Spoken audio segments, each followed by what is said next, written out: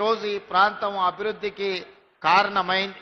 అయితే మిత్రులారా, నిన్న మన కొంతమంది ప్రకటనలు చేస్తున్నారు. నేను నిశ్చితంగా గమనిస్తున్నా.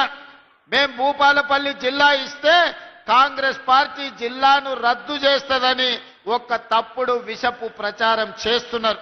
ఈ వేదిక మీద నుంచి మీడియా మిత్రులకు 4 కోట్ల తెలంగాణ ప్రజలకు నేను స్పష్టంగా చెప్పదలుచుకున్నా, ఏ జిల్లాలను తొలగించడం గాని కొత్త జిల్లాలను ఇచ్చే ఆలోచన గాని ప్రభుత్వ పరిధిలో పరిశీలనలు లేదు.